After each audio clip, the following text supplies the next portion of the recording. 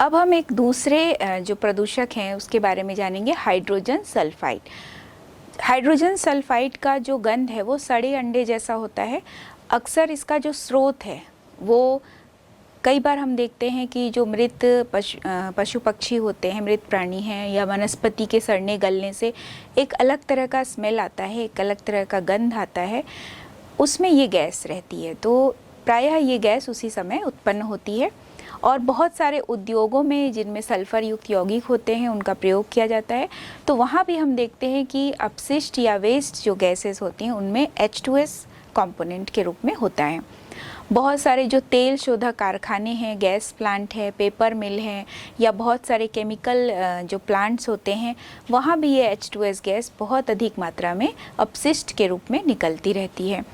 कई बार कुछ प्राकृतिक रूप से भी H2S गैस वातावरण में फैलती जा रही है, जैसे कि ज्वालामुखी के फटने से जो लावा निकलता है उसमें गैसेस भी निकलती हैं, तो उसमें भी H2S गैस होता है। और सल्फर युक्त कार्बनिक यौगिकों के अपचयन से जब भी कभी ऐसे कार्बनिक यौगिक जिसमें कि सल्फर प्रेजेंट होता है उनका अपचयन होने पर भी इस तरह के H2S गैस का निकलना हम देखते हैं। H2S गैस के लिए जो सिंक है, वास्तव में ये जो H2S गैस है वो सरलता से ऑक्सीकृत हो सकती है और ये आसानी से जब ऑक्सीकृत होती है तो SO2 गैस बना लेती है। तो ये SO2 के सिंक H2S के लिए भी सिंक का कार्य करती है। तो जैसा हमने SO2 के लिए सिंक देखा था उसी तरह से H2S के भी सिंक होंगे, क्योंकि ये जो H2S है ये ऑक्सीकृत होकर के SO2 में ही चेंज होता है। बहुत सारे जो धातुओं के सल्फाइड बनाकर भी H2S को दूर किया जा सकता है। कई ऐसे धातु हैं जिनका सल्फाइड बनाना है तो उसमें भी H2S गैस का उपयोग कर लिया जाए तो H2S की मात्रा को धीरे धीरे कम किया जा सकता है। H2S के बहुत सारे दुष्प्रभाव होते हैं। चूँकि इसका जो गंध है वो सड़े अंडे के समान होता है और ये गैस जो है बहुत अधिक विषैली भी होती हैं, तो ये सभी गैसें जो हैं पौधों के लिए, पत्तियों के लिए ये जो H2S गैस है ये बहुत अधिक हानिकारक होती हैं। अब हम क्लोरीन के बारे में जानेंगे। क्लोरीन गैस जो है वो एक विशेष जगह पर ही प्रदूषण फैलाता है। अक्सर हम देखते हैं कि जो जल शुद्धिकरण संयंत्र होता है, जल शुद्धिकरण संयंत्र में कीटनाशी के रूप में यहाँ पर क्लोरीन का प्रयोग किया जाता है। तो क्लोरीन के यौगिक के रूप में यहाँ ब्लीचिंग पाउडर का प्रयोग किया जाता है, कैल्शियम ऑक्सीक्लोराइड। तो कैल्शियम ऑक्सीक्लोराइड से क्लोरीन उत्पन्न होता है। तो जहाँ जहाँ पर ये जल शुद्धिकरण संयंत्र होता है उस एरिया में क्लोरीन का प्रदूषण देखने को मिलता है।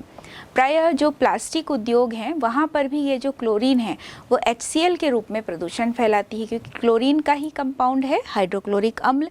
तो प्लास्टिक उद्योगों में जो HCl है वो प्रदूषक की तरह कार्य करती है। क्लोरीन का जो दुष्प्रभाव है वो हम देखते हैं कि क्लोरीन भी बहुत अधिक विषैला गैस होता है।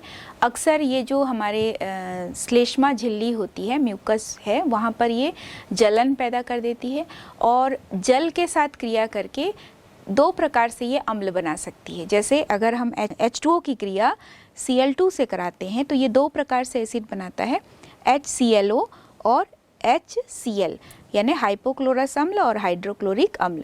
तो हम देख रहे हैं कि दो प्रकार से ये अम्ल निकालता है क्रिया करके। ये दोनों ही हानिकारक होते हैं, भले ही ये यौगिक के रूप में होते हैं। क्लोरीन को जब जल में विलय किया जाता है तो जल में विलय करके क्लोरीन को नियंत्रित किया जा सकता है, इसको कंट्रोल किया जा सकता है। लेकिन कई बार हम देख रहे हैं कि जल शुद्धिकरण जो संयंत्र हैं जिनमें क्लोरीन का प्रयोग किया जाता है तो ये बहुत अधिक हानिकारक भी, बहुत अधिक खतरनाक भी होता जा रहा है। तो क्लोरीन की जो अधिकता है वो जल शुद्धिकरण संयंत्र में एक हानिकारक प्रभाव भी छोड़ती है। जब हम नाइट्रोजन के ऑक्साइड की बात करते हैं तो नाइट्रिक ऑक्साइड की बात करें, यदि हम NOx लेंगे तो NOx की जगह पर हम X की जगह पर कुछ भी ले सकते हैं। NO2 हो सकता है, N2O4 हो सकता है, N2O5 हो सकता है।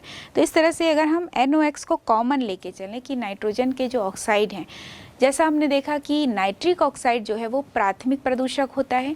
इसके साथ जो बनते हैं N2O है या NO है, ये सब जो हैं वो द्वितीयक प्रदूषक की तरह कार्य करते हैं।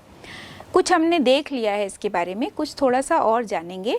जैसे जो ताप विद्युत संयंत्र हैं या ऑटोमोबाइल के क्षेत्र हैं, वहाँ पर भी बहुत अधिक मात्रा में बहुत टेम्परेचर बढ़ जाता है तो वहाँ पर नाइट्रोजन ऑक्सीजन से क्रिया करके NO बना लेता है। बिजली के चमकने से हमने देखा ही कि नाइट्रिक ऑक्साइड बनता है, जंगलों में आग लगने से भी नाइट्रिक ऑक्साइड बनता है।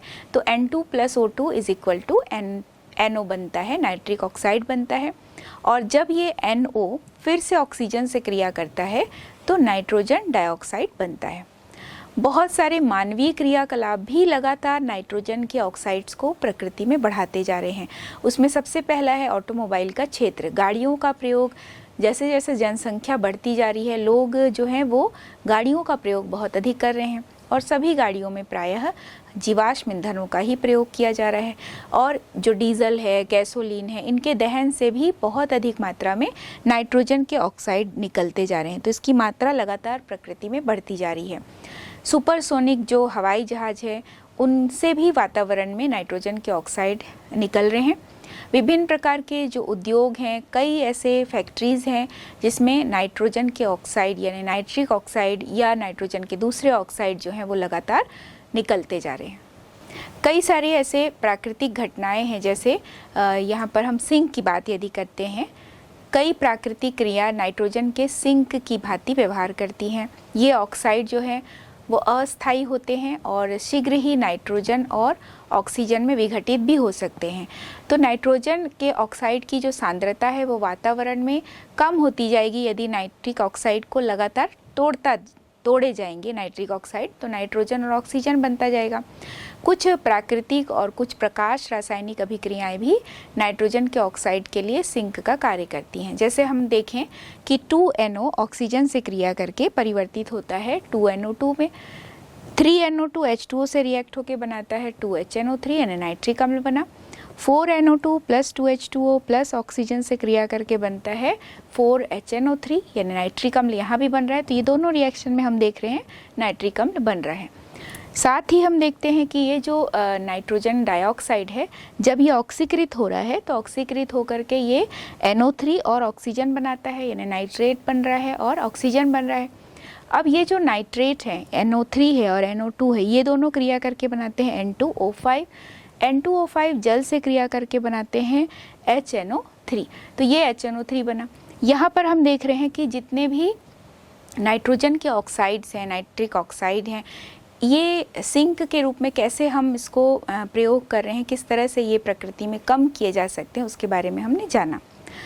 तो नाइट्रोजन के जो ऑक्साइड है वो भी बहुत अधिक दुष्प्रभाव फैलाते हैं। जैसा हमने देखा अभी कि नाइट्रोजन के ऑक्साइड जैसे हीमोग्लोबिन कार्बन मोनोऑक्साइड की वजह से प्रभावित होता है, वैसे नाइट्रिक ऑक्साइड की वजह से भी प्रभावित होता है। साथ ही ये जो नाइट्रोजन के डाइऑक्साइड हैं यानी द्वितीयक प्रदूषक, जैसे ही इसमें प्रकाश रासायनिक क्रिया होती है तो ये नवजात ऑक्सीजन मुक्त करते हैं और इसी वजह से एक खतरनाक स्मॉग भी बन जाता है। नाइट्रिक ऑक्साइड जो है वो प्रकाश संश्लेषण की क्रिया को धीमा करता है। यहाँ हम कॉमन रूप से नाइट्रोजन के ऑक्साइड की बात कर रहे हैं, जिसमें हम nitric oxide, nitrogen dioxide, nitrogen pentaoxide, इन सभी गैसेस को लेकर चल रहे हैं। इसमें से नाइट्रिक ऑक्साइड प्राथमिक है और शेष जितने भी इसके ऑक्साइड हैं वो द्वितीयक प्रदूषक की तरह कार्य करते हैं। NOx की बात जब हम करते हैं यानी हम कॉमन रूप से नाइट्रोजन के ऑक्साइड की बात करते हैं, तो ये जो रंजक होते हैं उसकी चमक को भी ये कम करते हैं। अब हम हाइड्रोकार्बन के बारे में जानेंगे कि किस तरह से ये हाइड्रोकार्बन प्रदूषण उत्पन्न करते हैं या कैसे ये प्रदूषक की तरह कार्य करते हैं। हम सब जानते हैं कि हाइड्रोकार्बन जो है वो हाइड्रोजन एवं कार्बन के यौगिक होते हैं और बहुत सारे ऐसे हाइड्रोकार्बन हैं जो कि वायु में प्रेजेंट होते हैं और ज़्यादातर जो हाइड्रोकार्बन होते हैं वो बहुत ही कम अणुभार वाले होते हैं, वाष्पशील होते हैं और द्रव के रूप में भी पाए जाते हैं सामान्य टेम्परेचर पर। ये जो हाइड्रोकार्बन है वो बहुत सारे मानवीय क्रियाकलापों से या प्राकृतिक स्रोतों से प्रकृति में लगातार फैलते जा रहे हैं। ये जो हाइड्रोकार्बन है इनके स्रोत के बारे में अब हम जानेंगे। हाइड्रोकार्बन प्रायः जो दलदल ज़मीन होती है या चावल के खेत होते हैं वहाँ से मेथेन गैस या एथिलीन जो है वो लगातार वातावरण में मुक्त होते हैं। इनका जो निर्माण है वो हम देखते हैं कि प्रायः जो सूक्ष्म जीवों का अनॉक्सी वातावरण में क्रियाओं द्वारा ये उत्पन्न होते हैं। सूक्ष्म जीव जब कार्बनिक यौगिकों का विघटन करते हैं तो कार्बन डाइऑक्साइड और मीथेन गैस बाहर निकलती है। यदि हम यहाँ पे लें कि CH2O एक कंपाउंड है और इसका 2 मॉलिक्यूल ले रहे हैं और इसका अनॉक्सी वातावरण में विघटन होता है तो कार्बन डाइऑक्साइड और मीथेन गैस प्राप्त होता है। प्रायः जो पालतू जानवर हैं मीथेन की बहुत अधिक मात्रा में वातावरण में ये भी मुक्त करते हैं। ईंधन के अपूर्ण दहन से भी हम जानते हैं कि जो हाइड्रोकार्बन है वो लगातार वातावरण में मिलते हैं। हाइड्रोकार्बन के मिश्रण और कार्बन मोनोऑक्साइड ईंधन के दहन से लगातार वातावरण में मुक्त होते रहते हैं। अब हम इसके हानिकारक प्रभाव के बारे में समझेंगे। प्रायः जो हाइड्रोकार्बन होते हैं ये नाइट्रोजन और ऑक्सीजन के जो ऑक्साइड होते हैं इनके साथ क्रिया करके प्रकाश रासायनिक क्रिया करते हैं और प्रकाश रासायनिक स्मॉग का निर्माण करते हैं। SMOG स्मॉग इसे कहते हैं। तो ये जो प्रकाश रासायनिक जो क्रियाएं होती हैं जिसका मनुष्य और वनस्पतियों पर बहुत अधिक बुरा प्रभाव भी पड़ता है। इसमें से जो मीथेन गैस है वो हाइड्रोकार्बन का एक प्रथम सदस्य होता है। ये संतृप्त हाइड्रोकार्बन है और ये ग्रीन हाउस गैस के रूप में भी जाना जाता है जो कि कार्बन डाइऑक्साइड की तुलना में 20 गुना अधिक ऊष्मा को अवशोषित करने का कार्य करता है। तो मीथेन भी एक मुख्य ग्रीन हाउस इफेक्ट पैदा करने वाला गैस होता है। हाइड्रोकार्बन और बहुत सारे जो एरोमेटिक हाइड्रोकार्बन हैं ये बहुत तरह की शारीरिक समस्याओं को भी उत्पन्न करते हैं, जैसे आँखों में जलन या फेफड़े संबंधी बीमारियों को भी ये फैलाते हैं। हाइड्रोकार्बन का जो बहुत कम सांद्रण अवस्था होता है इस समय वो मनुष्य के लिए इतना हानिकारक नहीं होता है, लेकिन जैसे ही उसकी सांद्रता 500 से 1000 पार्ट्स पर मिलियन ppm होती है तो ये मात्रा जो है वो वातावरण में जैसे ही बढ़ती है इतनी मात्रा तो यह मनुष्य के लिए, पेड़ पौधों के लिए बहुत अधिक हानिकारक होने लगती है। प्रायः इसका विषाक्त प्रभाव जो है वो मनुष्य में कैंसर का कारण बन जाता है। अब हम कुछ कणिकीय प्रदूषक के बारे में जानेंगे। कणिकीय प्रदूषक वातावरण में कणों के रूप में, जैसा नाम से स्पष्ट है कि ये कण के रूप में वातावरण में फैले होते हैं, ठोस या द्रव के सूक्ष्म कण के रूप में लगातार वातावरण में फैलते जा रहे हैं और वातावरण को प्रदूषित करते जा रहे हैं। इन कणों का आकार 2 × 10⁻² मीटर से लगभग 5 × 10⁻⁴ मीटर तक का होता है, यानी बहुत ही सूक्ष्म होते हैं। और ये जो कणिकाएं होती हैं वो दोनों प्रकार से उत्पन्न हो सकती हैं, जीवित और निर्जीव दोनों प्रकार की हो सकती हैं। सजीव या जो जीवित कणिकाओं में प्रायः जीवाणु, फफूंद, कवक, शैवाल ये सारे सम्मिलित होते हैं और इन कणिकाओं के द्वारा मनुष्य में या जो जीव जंतु हैं उन पर बहुत अधिक बुरा प्रभाव पड़ता है। निर्जीव जो कणिकाएं होती हैं इसके अंतर्गत वायुमंडल में उपस्थित जो कोहरा है, धूम है, धुआं है, धूल के कण हैं, ये सारे जो है निर्जीव पार्टिकल्स या निर्जीव प्रदूषक के अंतर्गत आते हैं। तो हमने देखा कि यहाँ पर जो कणिकीय प्रदूषक है वो जीवित भी हो सकते हैं और निर्जीव अवस्था में भी हो सकते हैं। कणिकाओं के आकार और उनकी प्रकृति के आधार पर हम इसे कई तरह से विभाजित कर सकते हैं, जैसे धूल, कोहरा, धूम्र। तो ये सारे जो प्रकार होते हैं कणिकीय प्रदूषक के, ये उनकी प्रकृति और उनके कणों के आधार पर विभाजित किए गए हैं। कणिकीय प्रदूषक को हम एक तरह से और विभाजित कर सकते हैं। पहला प्रकार होता है जीवनक्षम कणिकीय प्रदूषक और दूसरा प्रकार होता है जीवनाक्षम कणिकीय प्रदूषक। प्रायः जो जीवनक्षम कणिकीय प्रदूषक है इसके अंतर्गत जीवाणु, फफूंद, कवक ये सभी आते हैं जो कि वायु में फैले होते हैं, जो हमें सूक्ष्म आँखों से, जो हमें नग्न आँखों से दिखाई नहीं देते हैं। तो ये सारे जो कण होते हैं वो प्रायः एलर्जी उत्पन्न करते हैं और बहुत सारे पौधों पे भी इनका बुरा प्रभाव पड़ता है। इसी तरह से जो दूसरा प्रकार है जीवनाक्षम कणीय प्रदूषक का, इसके अंतर्गत प्रायः हम देखते हैं ऐसे कण आते हैं जो बड़े आकार के होते हैं और इनके विघटन से या फिर सूक्ष्म कणों के संघनन से, यानी बहुत सारे सूक्ष्म कण जब आपस में मिलते हैं तो इस प्रकार से जीवनाक्षम जो कणीय प्रदूषक है उनका निर्माण होता है। इसमें कोहरा है, धुआं है, धूम्र है या धूल के कण आते हैं और ये सभी मनुष्य के लिए या जीव जंतुओं के लिए, पेड़ पौधों के लिए बहुत अधिक हानिकारक भी होते हैं। इसमें दो प्रकार होता है, एक प्राकृतिक और ये मानवीय क्रियाकलाप, दोनों से ये उत्पन्न हो सकते हैं। अब हम एक एक करके इन सभी कणिकीय प्रदूषक के बारे में थोड़ा समझेंगे। जैसे पहला है धूम। धूम कणिकाओं में ठोस तथा ठोस द्रव कणों का मिश्रण पाया जाता है, यानी इसके अंदर ठोस पार्टिकल भी होते हैं और थोड़े से इसमें द्रव अवस्था में कण भी घुले होते हैं। ये कार्बनिक पदार्थों के दहन से प्रायः उत्पन्न होते हैं। प्रायः हम देखते हैं जो सिगरेट का धुआं है जिसमें कि कार्बन पार्टिकल्स भी होते हैं, यानी यहाँ पे सॉलिड हो गया, और जीवाश्म ईंधन, कोयला, पेट्रोलियम, इनके दहन से भी जो धूम उत्पन्न होता है ये कणिकीय धूम के अंतर्गत आता है। धूम के जो सामान्य स्रोत है यदि हम समझेंगे तो सबसे पहले हम जानेंगे कि जीवाश्म ईंधन, प्रायः इसमें कोयला या ईंधन तेल या प्राकृतिक गैस ये सभी रहते हैं और इनका जब ऑक्सीजन की अपर्याप्त मात्रा की उपस्थिति में जब इसका ऑक्सीडेशन होता है, इसका दहन होता है, तो इस स्थिति में धूम उत्पन्न होता है।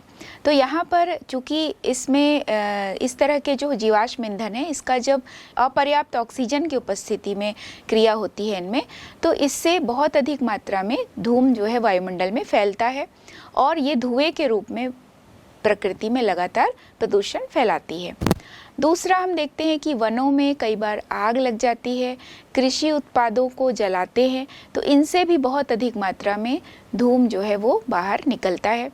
साथ ही जो वाहन का प्रयोग करते हैं उसमें कई बार कुछ ऐसे भी खराब क्वालिटी के ईंधन लिए जाते हैं जिसका अपर्याप्त रूप से ऑक्सीडेशन होता है, दहन होता है, तो यहाँ पर, या इसे हम अपूर्ण दहन भी कह सकते हैं, इनसे भी इस तरह का धूम उत्पन्न हो सकता है।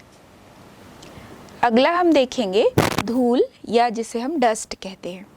प्रायः धूल के कण जो है वो पृथ्वी पे हर जगह विद्यमान है, लेकिन कई सारे ऐसे प्राकृतिक घटनाएं होती हैं या बहुत सारे मानवीय क्रियाकलाप होते हैं, जैसे कि ज्वालामुखी का फूटना, तो बहुत सारी गैसेस इसमें से निकलती हैं, लावा निकलता है और साथ ही धूल के बहुत अधिक मात्रा भी निकलती है। बहुत सारे ऐसे औद्योगिक क्षेत्र होते हैं या औद्योगिक प्रक्रियाएं होती हैं जिससे कि धूल जो है वो निकलता है और वातावरण में लगातार फैलता जाता है। साथ ही वाहन लगातार चल रहे हैं और वाहनों के आवागमन से भी बहुत अधिक मात्रा में धूल जो है वो वातावरण में फैल रही है। अगला हम देखेंगे धूम्र। धूम यानी धुआं, और अब हम देखेंगे धूम्र यानी फ्यूम्स। तो अनेक बहुत सारे ऐसे मेटलर्जिकल जो फैक्ट्रीज़ होती हैं जहाँ पे धातु कर्म प्रोसेस होता है, जहाँ अयस्क से धातु प्राप्त किया जाता है। ये सारे जो रबर फैक्ट्री है या जो धातु कर्म वाले उद्योग होते हैं, वहाँ से बहुत सारे धातु ऑक्साइड या धात्विक क्लोराइड जो है वो लगातार प्रकृति में मिलते जा रहे हैं, जो कि वनस्पति के लिए भी हानिकारक है, मनुष्य और जीव जंतुओं के लिए भी हानिकारक होते हैं, क्योंकि इनमें जो धात्विक कण होते हैं उसमें प्रायः लेड होता है, पारा, chromium, arsenic, zinc, iron, nickel, इस तरह की धातुएं प्रेजेंट होती हैं। इस प्रकार की धातुएं जो होती हैं जब इसको ये लगातार प्रकृति में फैलती जाती हैं तो बहुत सारी बीमारियों का ये कारण बनती है। इसलिए प्रायः प्रयास किया जाना चाहिए कि जब ये फैक्ट्रीज से इस प्रकार के धात्विक क्लोराइड या धात्विक ऑक्साइड जब वातावरण में मिले तो उसको पहले ही उपचारित कर लिया जाए ताकि इसकी ज़्यादा से ज़्यादा मात्रा बाहर ना आ सके। बहुत सारे इसके जो पार्टिकल्स हैं वो फैक्ट्री के अंदर ही अवशोषकों द्वारा अवशोषित कर लिए जाएं। अब हम ये जानेंगे कि फ्लाई ऐश प्रदूषण क्या होता है। फ्लाई ऐश प्रदूषण जो है वो प्रायः जो कोल फैक्ट्रीज़ होती हैं, यहाँ पर जब ईंधन जलाया जाता है और उसके बाद जो राख बच जाता है, ये राख भी हवा के कारण प्रदूषण फैलाती है, क्योंकि हवा में मिलकर ये राख पूरे वातावरण में फैलती जाती हैं और इस तरह से पूरा वातावरण जो है वो फ्लाई ऐश से भर जाता है। ये जो फ्लाई ऐश है ये बहुत अधिक प्रदूषण फैलाती है, बहुत सारे बीमारियों का भी ये कारण बनती है, जैसे फेफड़े से संबंधित बीमारी, सांस फूलने जैसी बीमारी, कई सारी बीमारियों का ये कारण भी बनती हैं। कुछ कार्बनिक कणिका पदार्थ होते हैं, जैसे इसमें प्रायः कोल या तेल में उपस्थित जो हाइड्रोकार्बन होते हैं, इन हाइड्रोकार्बनों में प्रायः हम देखते हैं कि वायु में कार्बनिक कणिका मुक्त करने की प्रवृत्ति होती है। तो जब ये दहन होता है कोल का या तेल का, तो ये लगातार दहन होते होते इसकी जो कणिकाएं होती हैं वो वायुमंडल में फैलती जाती हैं। इसमें से PAH या पॉलीसाइक्लिक एरोमेटिक हाइड्रोकार्बन जीवाश्म ईंधन और पेट्रोलियम के अपूर्ण दहन से सूक्ष्म कणों के रूप में लगातार वातावरण को प्रदूषित करती हैं। तो इसे हम शॉर्ट फॉर्म में PAH के नाम से जानते हैं, जो कि ईंधनों के अपूर्ण दहन से लगातार वातावरण में फैलती जा रही हैं। तो ये भी एक प्रकार से कार्बनिक कणिका पदार्थ है जो कि वातावरण को प्रदूषित करती है।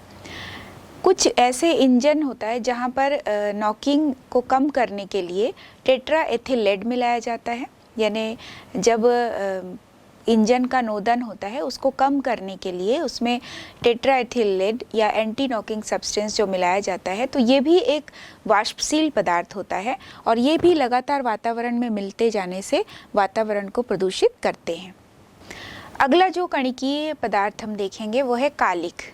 नाम से ही स्पष्ट है, प्रायः जो कार्बन युक्त ईंधन होते हैं उनके दहन से इस प्रकार का कालिक जो है वो उत्पन्न होता है। जो कार्बन युक्त ईंधन होता है उनका जब अपूर्ण दहन होता है तो इनके अपूर्ण दहन से धुएं के साथ कार्बन के कण भी वायुमंडल में फैल जाते हैं। तो इस प्रकार का दहन प्रायः सभी जगह देखने को मिलता है, क्योंकि प्रायः घरेलू उपयोग में भी हम ईंधन का प्रयोग करते हैं। लकड़ी, कोयला, इन सब से हर क्षेत्र में हम कहीं ना कहीं ऊर्जा ग्रहण करते हैं और कहीं ना कहीं ये जलाया जाता है, इसका दहन किया जाता है और इससे जो कार्बन पार्टिकल्स उत्पन्न होते हैं ये ही आगे चलकर वायु के साथ मिलकर कालिक का निर्माण कर लेते हैं। तो यहाँ पर लकड़ी के कोयले से लेकर के हर क्षेत्र में ऊर्जा प्राप्त करने का साधन जो है ये कार्बनिक युक्त ईंधन ही होता है और इसकी वजह से ही वातावरण में कालिक यानी एक काले रंग की कार्बन की लेयर जमती जा रही है जो कि प्रदूषण का कारण बनती है। अगला हम जानेंगे कोहरा। कोहरा जैसा नाम से ही स्पष्ट है, इसमें हम वातावरण में, वायुमंडल में जल वाष्प के कण भी निक्षेपित होते हैं, तो इस वजह से कोहरा का निर्माण होता है। तो कभी कभी वायुमंडल में ये जो जल वाष्प के कण हैं वो संघनित हो जाते हैं और छोटे छोटे पार्टिकल्स यानी सूक्ष्म बूंद के रूप में ये प्रकृति में मिलते हैं। बहुत समय पे हम ये देखते हैं कि ये जो कोहरा है ये धुंध बन जाता है। कई बार हम सुबह के समय जब उठते हैं तो देखते हैं कि चारों तरफ कोहरा बन गया है और वातावरण में नमी होती है, तो चूंकि इसमें जो छोटे छोटे जल वाष्प के कण हैं वो आपस में संघनित होकर के बड़े कण का रूप ले लेते हैं और वातावरण में, वायुमंडल में फैल जाते हैं। तो वायुमंडल में बहुत सारी क्रियाओं के कारण, बहुत सारे मानवीय क्रियाकलाप, बहुत सारी प्राकृतिक घटनाओं के कारण इस तरह से जो कोहरा है वो बनता है। और इससे जो इन क्रियाओं से कई बार हम देखते हैं कि चूँकि इसमें जल वाष्प के कण हैं और वायुमंडल में लगातार SO2, NO2 ये सारी गैसेस जो हैं वो बनती जा रही हैं और इन गैसों की अधिकता और साथ में कोहरे में प्रेजेंट जो जल वाष्प के कण हैं इनकी क्रिया से दो तरह के एसिड भी बन जा रहे हैं, एक तो H2SO4 और एक नाइट्रिक अम्ल। और ये जो नाइट्रिक अम्ल और H2SO4 लगातार वायुमंडल में बढ़ता जा रहा है ये भी प्रदूषण का एक बहुत बड़ा कारण होता है। तो इसमें बनने का जो कारण है वो कोहरे के कारण होता है, क्योंकि कोहरे में जल वाष्प के कण संघनित हुए होते हैं। अब हम इन कणिकाओं के दुष्प्रभाव के बारे में जानेंगे। ऐसा तो हमने साथ साथ देखा भी, लेकिन कुछ ऐसे और दुष्प्रभाव हैं जिनके बारे में हम विस्तार से समझेंगे। वातावरण जब धुंधला हो जाता है, क्योंकि ये सारे जो कणिकीय प्रदूषक होते हैं ये लगातार वातावरण में फैले होते हैं और वातावरण में फैले होने के कारण वातावरण का जो पूरा माहौल है यानी सूर्य की रोशनी जितनी पृथ्वी पर पड़नी चाहिए, इस तरह के कोहरा बनने के कारण, धुआं होने के कारण या धूल होने के कारण पूरा जो सूर्य का प्रकाश है प्राकृतिक ढंग से पृथ्वी तक नहीं पहुंच पाता है, जिससे कई तरह की परेशानियां उत्पन्न होती हैं, चाहे वो वनस्पति के लिए हो, चाहे वो जीव जंतु के लिए हो। इस तरह के कणिकीय प्रदूषक जो हैं वो कई शारीरिक बीमारियां भी उत्पन्न करते हैं, बहुत सारी परेशानियां, जैसे कि आंखों में जलन या श्वसन संबंधी बीमारी, कैंसर की संभावना, ये सारी बीमारियों के कारण भी ये कणिकीय प्रदूषक बनते हैं। सिलिकॉन युक्त जो सूक्ष्म कण होते हैं उनसे सिलिकोसिस नामक बीमारी होती है।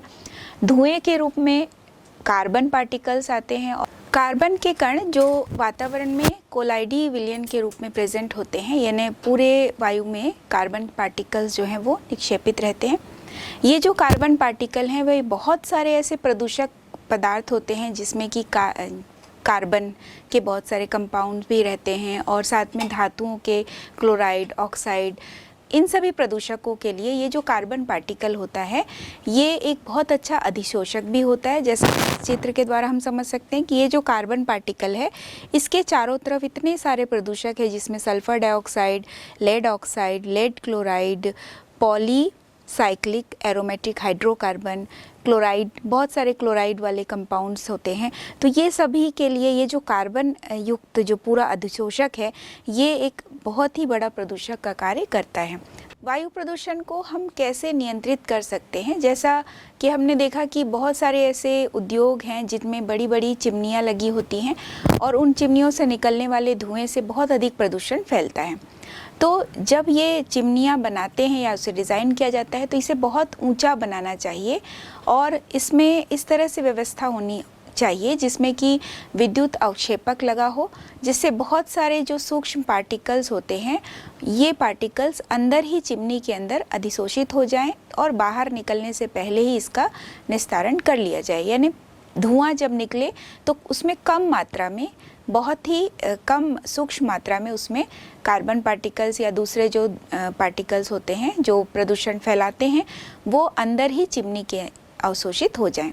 तो इस तरह की व्यवस्था यदि की जाती है तो इससे हम 99% जो वायु प्रदूषण है इसे रोक सकते हैं, जो कि उद्योगों के कारण होती हैं या उद्योगों के जो धुएं हैं उनकी वजह से उत्पन्न होती हैं।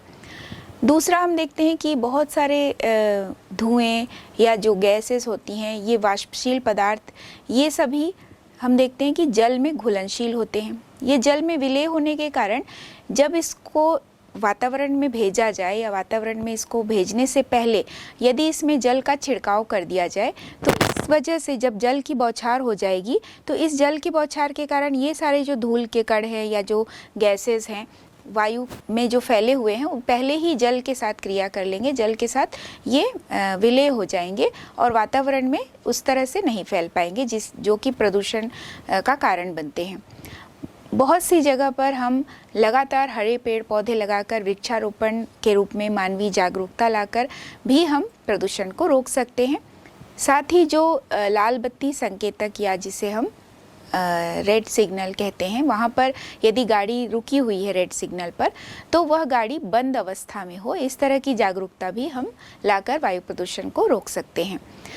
बहुत अधिक जहाँ पर बसाहट ना हो ऐसी जगह पर ही फैक्ट्री वगैरह लगाया जाए ताकि जो वायु प्रदूषण है वो बहुत ज़्यादा मात्रा में जीव जंतुओं को, मनुष्यों को हानि ना पहुँचाए।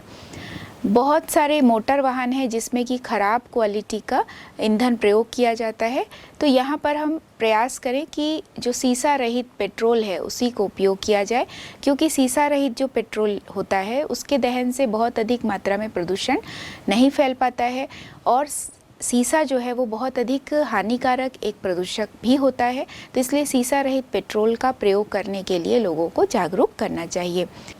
वाहनों में उत्प्रेरकी कन्वर्टर का उपयोग करके भी या उन उत्प्रेरकी जो कन्वर्टर हैं ये लगाकर भी प्रदूषण को रोका जा सकता है। सीएनजी वाहनों का प्रयोग करने के लिए ज़्यादा से ज़्यादा लोगों को प्रेरित करना चाहिए और सीएनजी वाहनों को चलाने की अनुमति प्रदान की जानी चाहिए सभी लोगों को। ईंधन के रूप में गोबर गैस या बायोगैस का भी प्रयोग किया जाना चाहिए और इसको ज़्यादा से ज़्यादा मात्रा में लोग उपयोग करें, इस तरह का प्रयास होना चाहिए। साथ ही जो नवीनीकृत ऊर्जा के स्रोत हैं जैसे सौर ऊर्जा, पवन ऊर्जा, इनसे रिलेटेड जो वाहन हैं ये ज़्यादा से ज़्यादा प्रयोग में लाने चाहिए। वायु प्रदूषण को नियंत्रित करने के लिए हरित रसायन या ग्रीन केमिस्ट्री के द्वारा ही हम इसे रोक सकते हैं।